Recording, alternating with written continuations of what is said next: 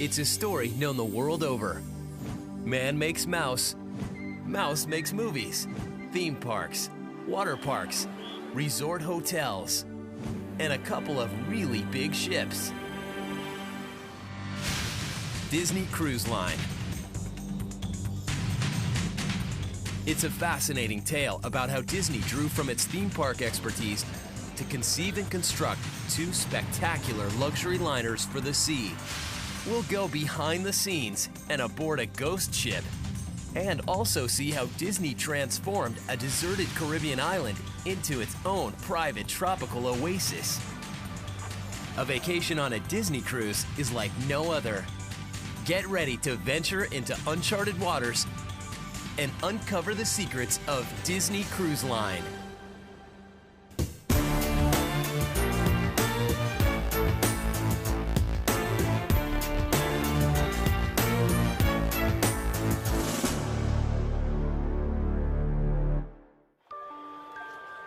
Disney's theme parks welcome a reported 100 million people each year. Entertainment, attractions, and customer service. These are the hallmarks of Disney.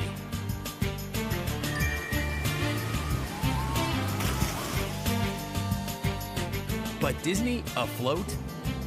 They're characters that appeared on other ships, but that was Disney's only experience at sea. So, could this entertainment giant find success on the high seas? Would the company famous for inventing modern theme parks reinvent the cruise line business? Disney decided to find out. The ships had to be spectacular. Their design had to make them stand out. The workmanship had to be top-notch. And the experience had to live up to the Disney name.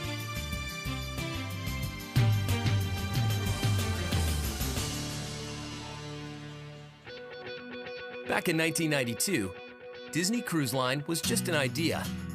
When we originally developed the business plan for the Disney Cruise Line business, we really felt that it was a natural extension of the Walt Disney World experience.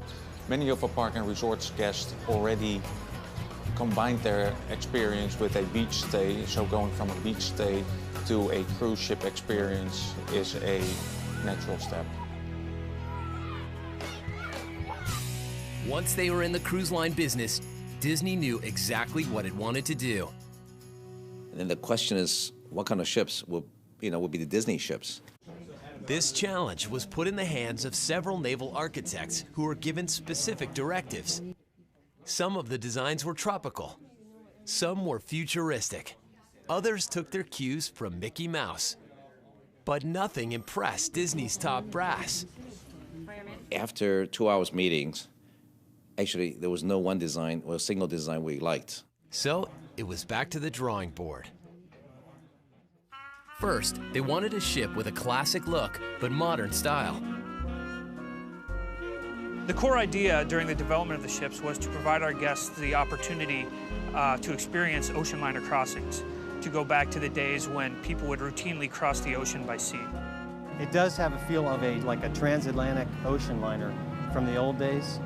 And it's luxurious. The design of the ship brought back round portholes, horizontal rails, and the traditional 2 funnels. But modern ship technology requires just one funnel to operate. So one of them is functional, while the other is just a facade.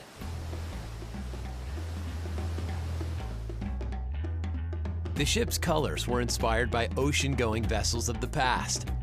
Black hull, white superstructure, red funnels, antique decks. But there was something else that motivated Disney's color choices: the tones of Mickey's signature outfit. Except the yellow of Mickey's bow tie wasn't going to match the orange lifeboats required by maritime law. And so we went to talk to the International Maritime Association. We said, can we tweak the yellow slightly, have a golden yellow like the Mickey's yellow, and as long as we meet the the code, which means the visibility from the air, and they said fine. So it was perfect. With the design in place, it was time to build. The contract went to a shipyard in Venice, Italy named Fincantieri. But schedule and space limitations made it impossible to build this vessel at one yard. After all, a ship 14 stories high and 964 feet long was a pretty tall order. So how did they meet Disney's deadline? What they did for us, they built two parts. Not cut this way, but they cut this way. So we had two parts of the ship, the front and the back. That's right. The ship was built at two different shipyards more than 100 miles apart. Both yards worked around the clock to make sure the bow and stern would be ready at the same time. Not an easy task, but they pulled it off. On April 12, 1997, it was a sight to behold as the ship's bow began the two-day, 100-mile journey from Ancona to Marghera, Italy.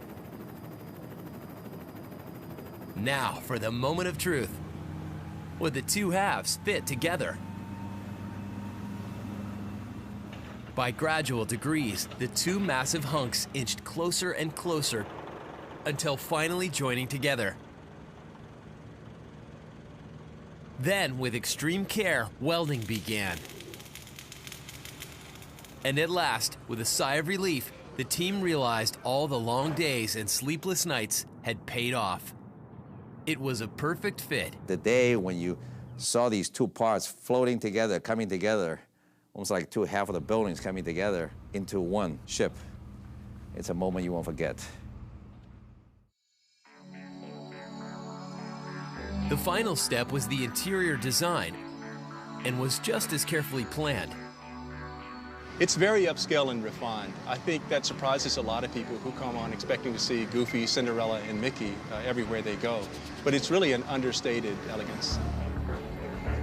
For instance, when guests step into the lobby of the Disney Wonder, they're greeted by a statue of Ariel, the only Disney character they'll see.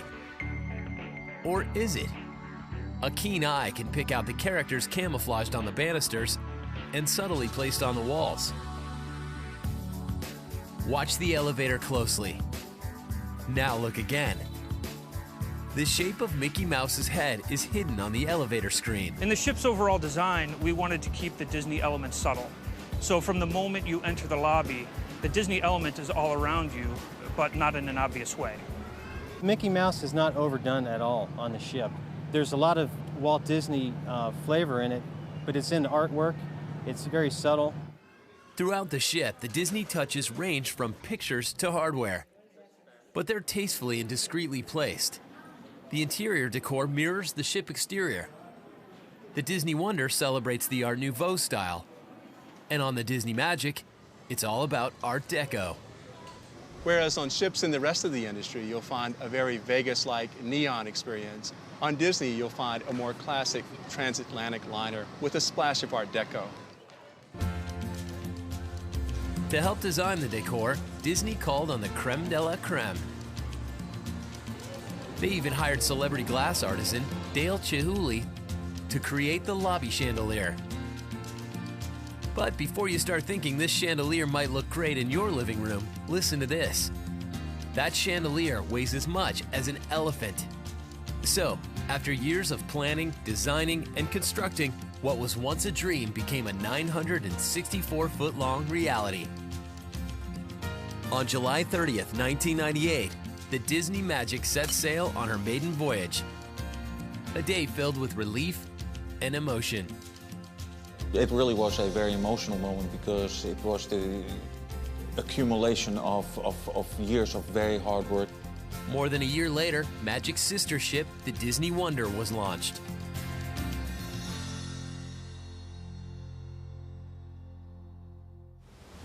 The Disney Cruise Line, its two ocean vessels, the Magic and the Wonder, with an assortment of cruises.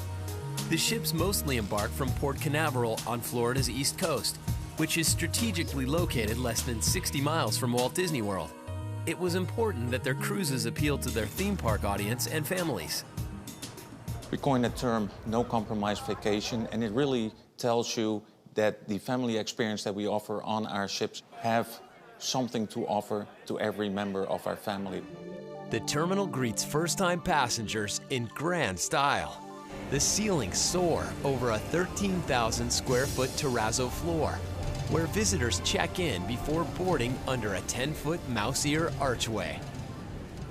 From this minute on, these keys are going to be known as your key to the world.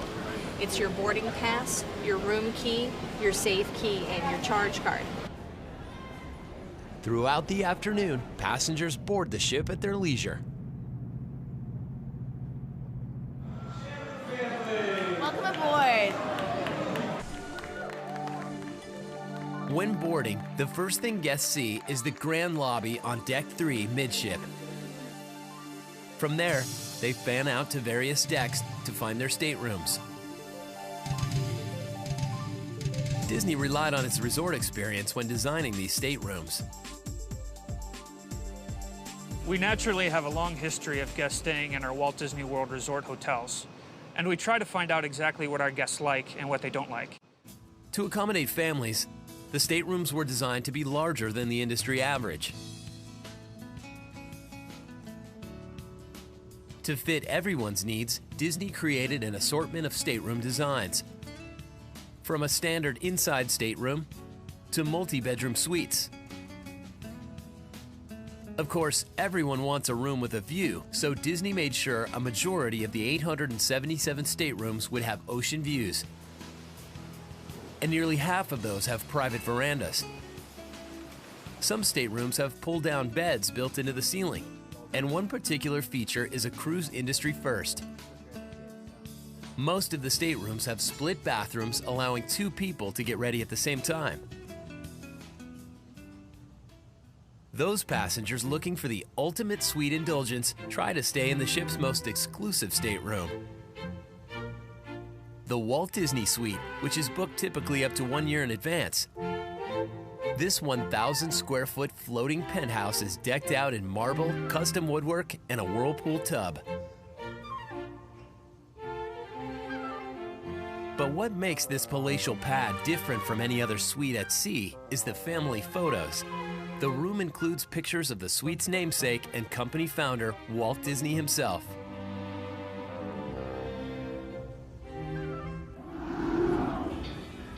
While guests arrive on board the ship and get their first taste of the cruise experience, it's a whole different story down below on the lower decks.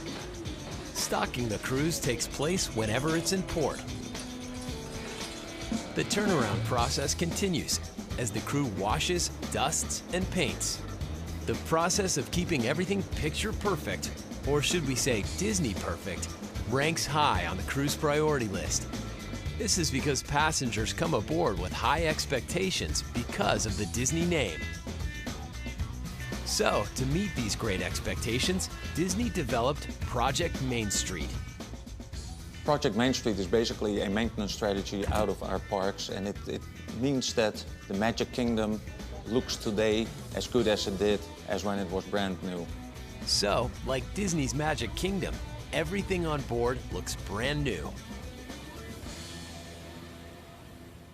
When it's time to set sail and wave goodbye to the real world, passengers get their first taste of the fun that's in store. The Sail Away Party on Deck 9.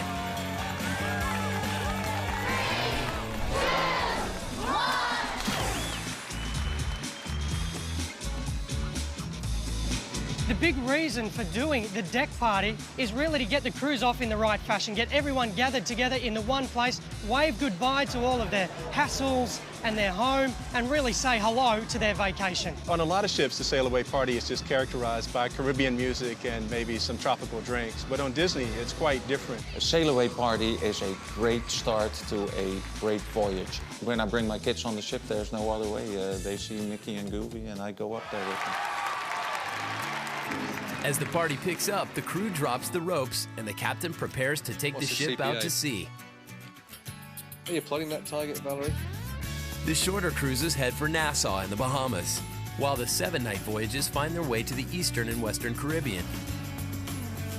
Most itineraries include a final stop on Disney's exclusive private island, Castaway Cay. But for now, the pool party is going strong. Kids are meeting some of their favorite characters, while some adults head straight to the ship's lavish spa. Take 2 ships, add several Caribbean itineraries, and then sprinkle on the Disney name, and you have the recipe for a Disney cruise. But there's one indispensable ingredient for any cruise, and that's food. Lots of it. Disney includes a range of healthful dining options. All their food is very healthy. They always put a vegetable on your plate. But instead of eating at one large restaurant every evening, Disney created the concept of rotational dining, where cruisers rotate with their serving team through different restaurants on sequential nights. We had the same waiters every evening, so they got to know us and they called the children by name. They gave them such individualized attention. It made them feel very special. There's an upscale restaurant that serves fine cuisine in high style, a casual island-themed dining experience, and one of the most unique restaurants ever created. It's called Animator's Palette, and it's easy to see why this restaurant is classic Disney. When passengers first enter Animator's Palette, they find a black and white dining room. The walls are covered with Disney animation sketches. As the courses are served, the room magically transforms into color. So how does Disney create this effect? There is the facade wall, which is the wall that you see when you walk into the room. And of course, as you walk in, you would naturally just think that's the wall of the restaurant. Well, in essence, it's not. It's a bit of a trick. There's about 22 inches between that facade wall and the full color wall that you see behind it. In the beginning, the black and white facade wall made of perforated metal is lit from the front. So all you see are the black and white drawings.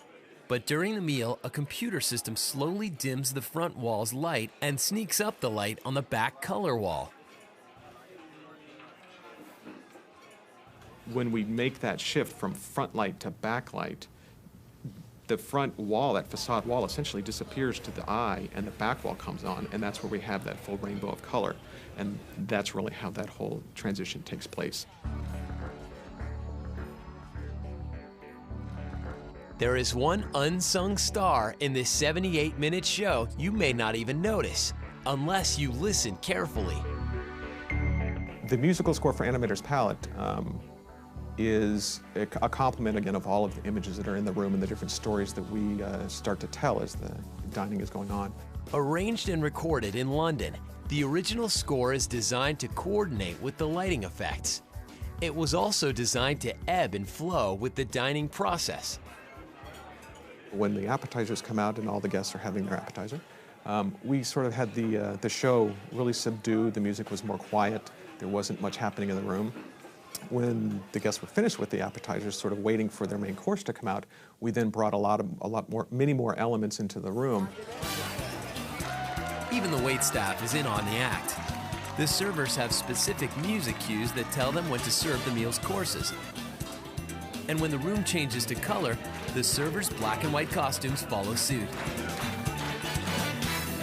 It's all in a day's work for these employees. Here, their jobs are right there in black and white, at least for a while. While Animator's Palette is a fun feast for the eyes and appetites, there's one restaurant that has a more serious side. Located on Deck 10 aft, that's the top deck in the back of the ship, there's a very upscale restaurant you won't find on your rotational dining itinerary. It's called Palo, and you can't just show up at this restaurant. You need to make a reservation to experience its adults-only atmosphere, a la carte menu, and panoramic ocean views. The kitchen is open to the restaurant, and diners enjoy gourmet pizzas, rack of lamb, decadent chocolate soufflés, and a superlative wine list.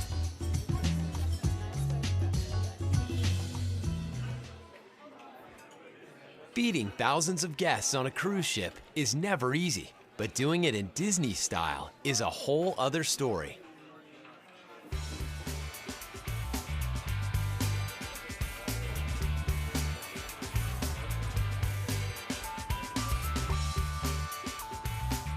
Every piece of food gets the Disney treatment. Even the ice. Ice carvings have long been popular cruise ship attractions, but not anyone can turn an ice cube into a work of art.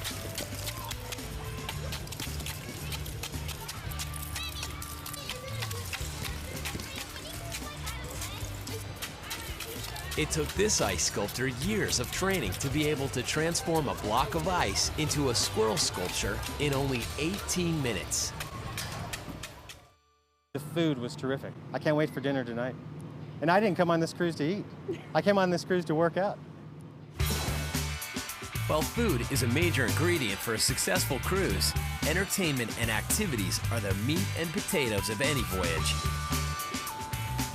It's Disney's goal to make sure everyone has a good time.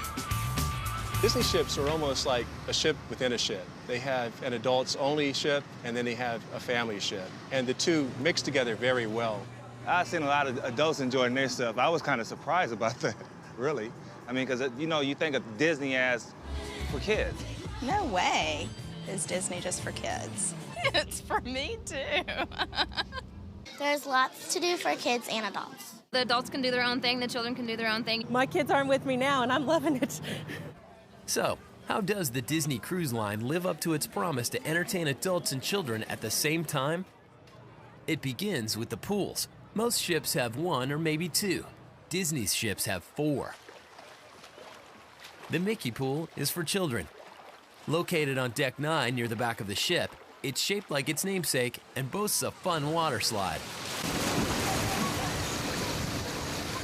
On the other side of the ship's aft funnel is the Goofy pool. This one is open to families, so that includes everyone. High above the Goofy pool, a 24 by 14-foot LED screen sits to the rear of the forward funnel. The aerial view TV is a huge big screen which is outside on the open deck here on board the ship. You can be lounging around, you could be in the swimming pool, and we show movies and sports up on the big screen. It has a 32-step light level meter. As it gets sunnier, it will automatically adjust its brightness to comply with the sun levels. You know, it's pretty amazing. It doesn't matter if it's the middle of the day or the middle of the night. The screen adjusts to the light around it. Near the bow of the ship, tucked away in front of the foremost funnel, is a pool reserved exclusively for adults 18 and up. The Quiet Cove pool is a relaxing getaway from the kids. It is a wonderful area where adults can just relax, enjoy the sun, enjoy the day at sea. The Quiet Cove has been my haven for the past 3 days. I sit at the adult pool and I just relax. My mom does go to the adult pool all the time. She meets people and talks to girls, and all they do is talk about fashion. So what about the fourth pool? It's not open to kids, families, or adults. Discreetly placed on the 5th deck next to the bow, this pool is reserved for crew members to use on their time off. Now, for kids who need a little time off from their parents, Disney Cruise Line devoted half of an entire deck to young sailors. That's 15,000 square feet of nothing but kid stuff. More than many other cruise lines. For the children, we have the most extensive dedicated children's program anywhere in the world at sea by way of number of activities and also number of dedicated counsellors to them as well. If I were 6 like my little girl, this would be paradise. Go to your programs, go to the children's pool. There's activities for the children where the adults aren't allowed. After you get done doing something, there's always something else to do. Yes, I spent a lot of time away from my parents, and I didn't miss them one day. No need for parents to worry about the kids. Disney has a pager system. Parents can get one whenever they drop off their kids. This is actually going to be for you. I'm going to get that? You're Okay. going to get the pager. So if they ever want to give you a message, let you know they're leaving, they met some friends, they're going to the pool, going to the movie, they can send you a page through the counselors and we'll page you. And quite simply, if the children want their parents back, we can page them and then they can meet up again. But parents aren't likely to be paged back very often, as kids spend time with Goofy, play computer games, and explore a secret corridor designed for kids only. On the Disney Magic, there's Ocean Quest, a high-tech virtual reality simulator in the Oceaneer Lab, where kids can test out their nautical know-how and try to helm the ship. In a scaled replica of the ship's bridge, kids sit in a captain's chair surrounded by LCD windows that look out over the actual bridge through a live video feed. Full speed ahead. Full speed ahead. It says we did it. We did it. Good job. My favorite part of the cruise ship is the Oceaneers Club. The Oceaneer Club is really cool. We do lots of fun stuff. We do crafts, we make food. You can make things. You can make pictures, you can make necklaces. You can watch movies in the big beanbag chairs. So the kids, they can pretty much do anything they want. They have free time away from their parents in our spaces here on board the ship. Last night we made blubber and we had a sleepover party and we had pizza. Oceaneers Club. I just wish that I was a kid again. So that's probably why I work here. There is so much to do for all of the children here on board. As for the teens on board, they have their own private club. Remember the faux funnel mentioned earlier? Well, that's where it's hidden. It's a place they can hang out away from their parents. It's really cool. Just kind of get away for a while, do whatever you want to do. There are a lot of satisfied kids for sure. Entertaining them is what Disney is known for. But what about adults and singles? One of Disney's biggest challenges is convincing cruisers without kids to come aboard. Leave it to Disney to have a plan. For all of those adults who want to spend that alone time together or just away from the children as well, there's plenty of opportunity just to do that. For adults to be adults. If you are afraid that there are kids everywhere on the ship, there is so many adult-only areas. There's so many things to do if you do not want to be around kids. We stay in the adult areas. We do what we want. We swim in the pool. We have a drink at the bar. I enjoy myself on this boat a lot, without the kids. Cove Cafe Coffee Bar is part of the adult experience. It's adjacent to the Quiet Cove, and it's a great place to get on the internet, send your emails, and have a cup of coffee in the morning. And for those who want to kick back, have a beer, and watch a game at the corner pub, they've got one of those too. In Diversions, there's a number of televisions all around the room. As you enter, you'll see them everywhere with different sports going all the time. One of the most popular adult areas on the ship is the Vista Spa and Salon. The Vista Spa here on board has everything you would ever want from a spa for relaxing and also pampering and even exercising as well, if you want to do that on vacation. The large fitness center comes complete with ocean views. It's got all types of equipment and even offers personal training sessions and healthy lifestyle classes. The spa's tropical rainforest room has fruit and mint-scented showers, a chamomile steam room, and a gentle sauna that mimics a Roman bath.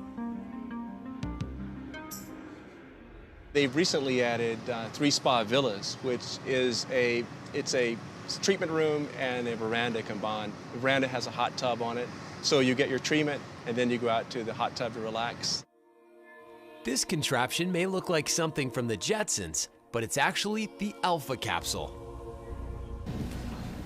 Hi Greg, good morning. Good morning, nice how to are meet you doing? Great. Thanks to yourself. I'm Good. Chantal, I'll be your therapist for this morning.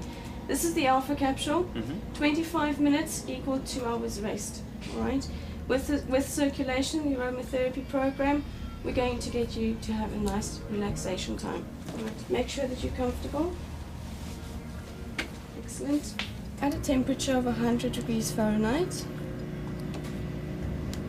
On an aroma health program, increasing circulation in your body. On a time of 25 minutes. All right? Enjoy your treatment, and I'll check up on you halfway through.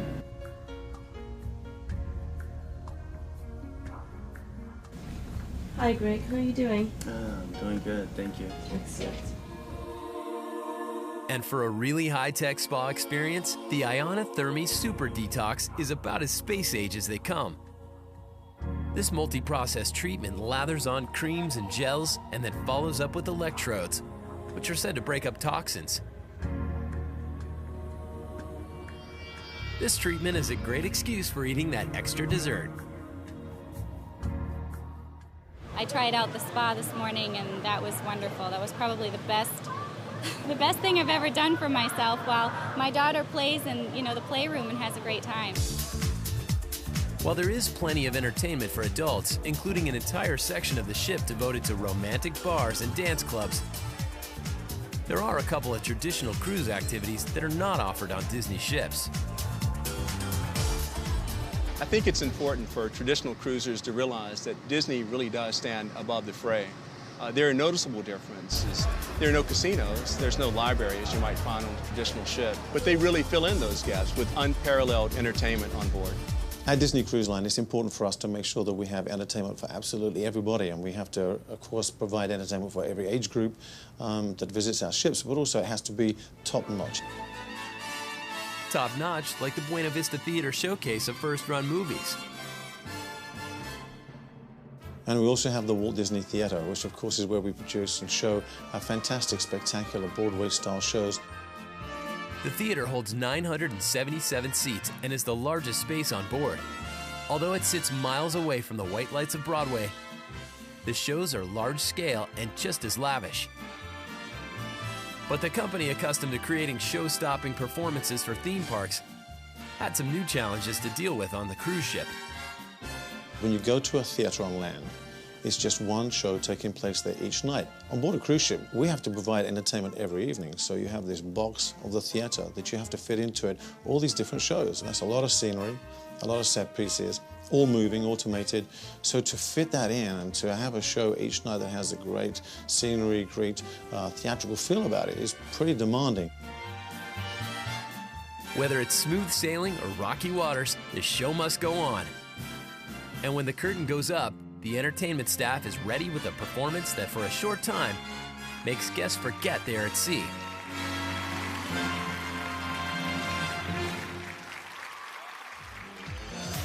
The curtain falls, but there's still plenty to do when the stars come out. That's when the parties begin. For adults at night, there's a lot of different things to do. There's adult-only dining, there's a variety of nightclubs all over the ship. Nightclubs and parties. And of course, they're all done in Disney style. The biggest party on the ship, the Pirates of the Caribbean deck party. And with that party comes another cruise line first.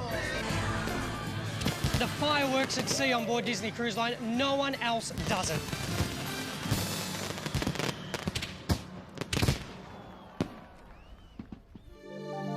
Disney Cruise Line.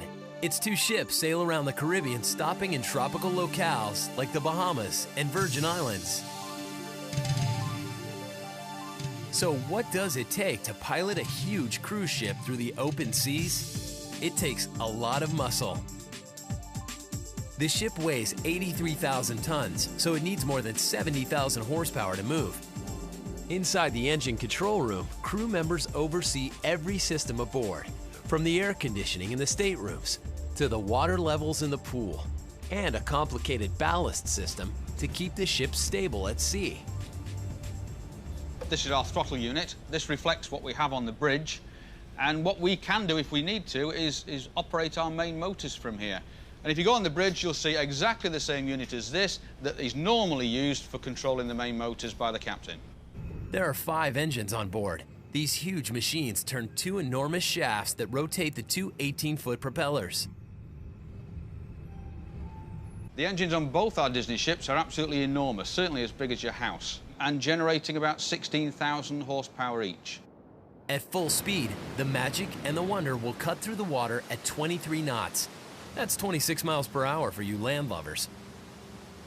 Running a ship that is nearly 3 football fields long is no easy task. Up on the bridge, officers navigate and monitor the ship's progress and systems around the clock. The captain, who is also the ship's most senior executive, is in charge of everything, including all 950 crew members. So we'll be just about. Okay, fine. The captain doesn't always stand on the bridge, but when the ship is pulling into port, this is where he can be found. He even has a special area off the main bridge where he can control the ship. That's what we call a bridge wing. Under those hoods on the bridge wing is the replica of all the equipment we have to maneuver the ship inside the wheelhouse.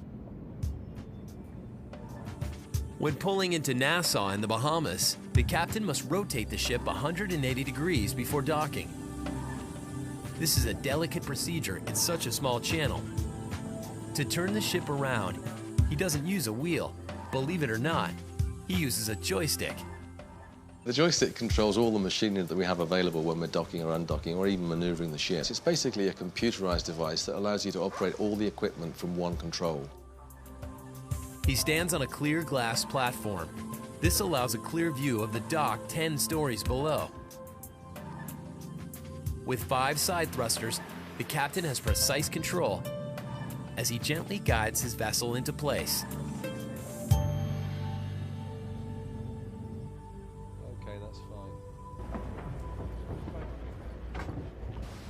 Week after week, the wonder and magic take passengers on quests across the sea. But for 2 weeks every 2.5 years, they go on a little quest of their own when Disney takes them out of the water to do an in-depth inspection in an amazing process known as dry dock. The primary reason for a ship going into dry dock as opposed to just taking it out of service is for the inspection and maintenance of systems below the waterline. Beyond the routine maintenance, Disney uses this time to make major enhancements to the ship. Enhancements like installing the aerial view screen, expanding the Vista Spa, and transforming a teen club into an adult coffee bar. It's about the only time in a ship's life when there are no guests on board, but not so for the crew members. From entertainers to youth counselors to engineering and deck officers, all 950 of them remain working on the ship.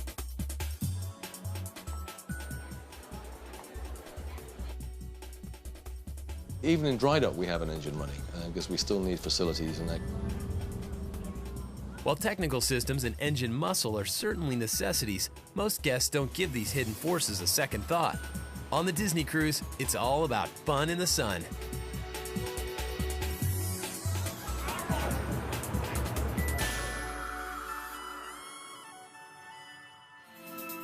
The guests have been at sea with Disney now for a few days. By this time, passengers have enjoyed activities, entertainment, onboard dining, and tropical ports of call. As the sun peaks over the horizon, a few early risers get their own sneak peek at a tropical paradise unlike any other. It's Castaway Cay, Disney's own private island, and another cruise line first.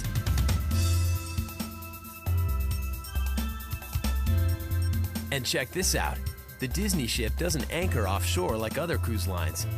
It pulls up to a berth just steps from the main beach. You walk right off the ship onto the island. Disney went to a great deal of expense to build the dock so the passengers wouldn't have to be shuttled to the island in small boats. They had to find the deepest water, blast limestone on the ocean's floor, and then pump in approximately 500,000 cubic yards of fill material. All that so passengers can get back on the ship anytime they want. Another way we wanted to differentiate ourselves from our competition was by creating the quintessential beach and island experience. So we knew that that was a very important element that our guests were looking for, and we wanted that to be on the last day of their vacation. Sort of a grand finale. That was on the tops of our minds when we began the search for our island. So how did Disney find this 1,000-acre tropical playground? They went island hunting, armed with 3 criteria. 1, it had to be beautiful. 2, it had to be available. 3, it had to be less than 225 nautical miles from Port Canaveral. You literally take a map, you draw a circle, and you go search. I remember the day that we narrowed it down to 3 final islands, and we flew with a helicopter from island to island. And once we got to Castaway Cay, we knew that was the right place. After acquiring the land and renaming it, the Disney team went to work. They built all of the technical systems from scratch, including a wastewater treatment system, 2 reverse osmosis plants that produce fresh water from seawater, and 3 generators to power the island. While in dock, a fiber optics line is linked from the island to the ship so guests can purchase items on the island using the room keys. Just after 9 a.m., passengers disembark and head for one of 3 beaches.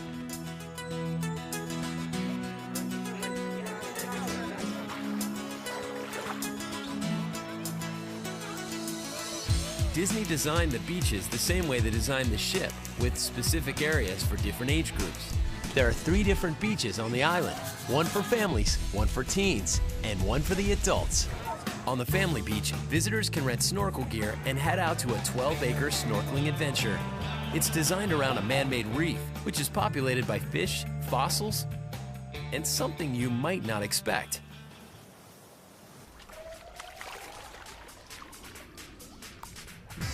We learned that our guests like to interact with wildlife, so we partnered with the folks at Epcot. We created an interactive experience where they can encounter stingrays in a great, safe environment. We call it Castaway Ray's Stingray Adventure. We have 42 stingrays in our Stingray Lagoon, 41 female and 1 male. His name is Fraggle, and he is a very special ray. Some people may describe his personality as being a little bit cuddly or sweet. Because we train him in the shallow water, he'll swim up to pretty much anybody who's just standing there. All of our stingrays do have names here. It's pretty easy to identify them based on different sizes and colorings on them. Big Mama, for example, is our largest ray. It's a great experience for kids to be able to feed the stingrays, to be able to touch the stingrays. To feed our stingrays here, it's very simple. Guests come down, stand around our stations. Stingray swims right over the hand, and they'll suck that food right out from between their fingers. It's actually a pretty neat feeling. If you've ever put your hand on the end of a vacuum cleaner, that suction, very similar to how a stingray feeds.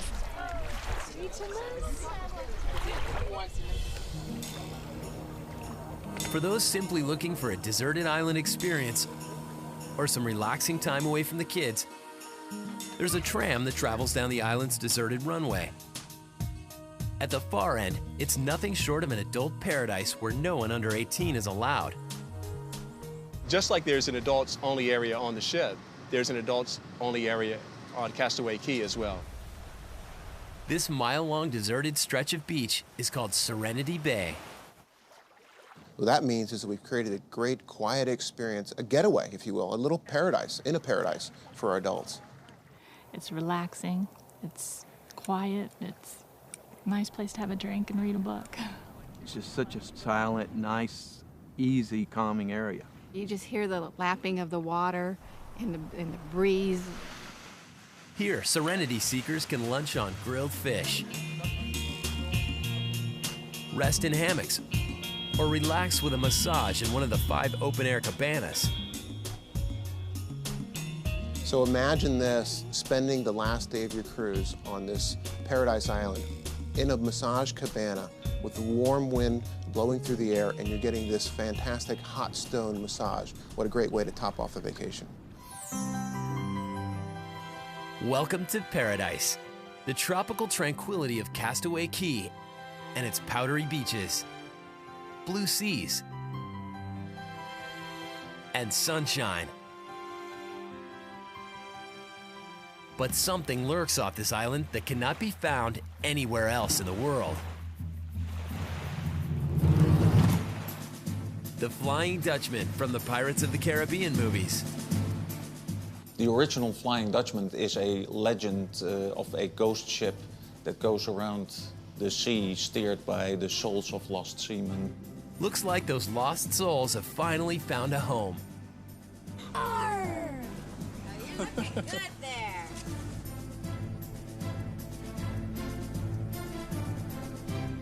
The actual working set from the Pirates films has made its way over to Castaway Cay. How did the ghost ship end up there? Well, I knew that they were filming Pirates in the Caribbean in the Bahamas, and I started asking around, what are they going to do with all those great sets? And then they said they didn't have a plan for it, and that's when the lights went on. And I said, I have a great plan. The plan? Bring the 175-foot-long vessel out of hiding. The good thing is that it is a ship and it floats. So we towed it from Freeport over to Castaway Cay. We had a little bit of help. We had to do a little bit of dredging, put it in place. So what does a ghost ship look like on the inside? If you were to go on board, you see that, in fact, it looks like a ship. I mean, it's really a ship. There's a deck, there's a mast, there's a big bow, there are gun turrets on there. And if you want to get up close, you can take one of our watercraft and really get a personal encounter with the Flying Dutchman. But don't get too close.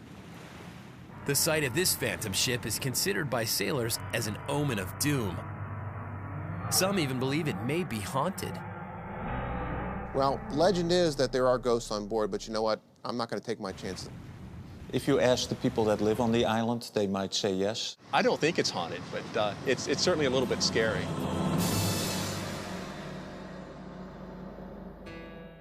Dusk approaches, and passengers make their way onto the ship to head back to Florida.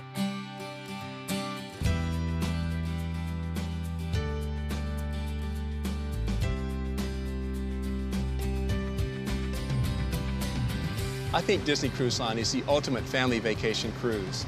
There's no better cruise line out there for families than Disney. It may not be the cheapest, but it's definitely worth it. It's the best vacation we've had. It's absolutely wonderful. I think that the biggest difference between us and others in the industry is the fact that we have the strength of Disney behind us. So what's next for the ships that Mickey built?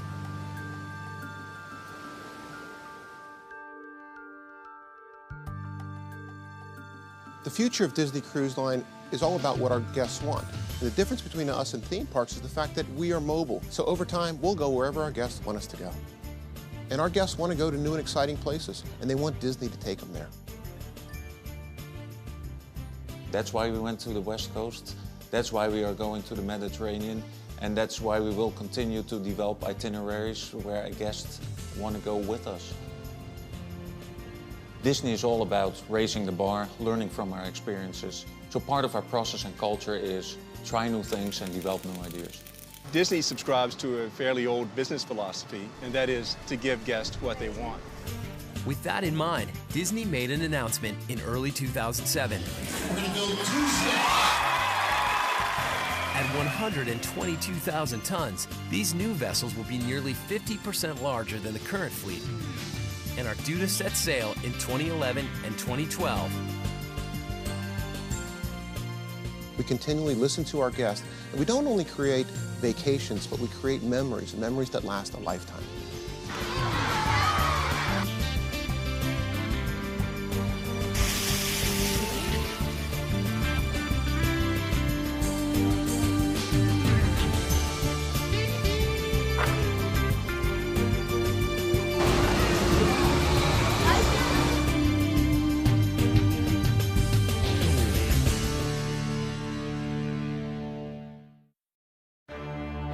To get started planning your Disney Cruise Line vacation, just click on DisneyCruise.com.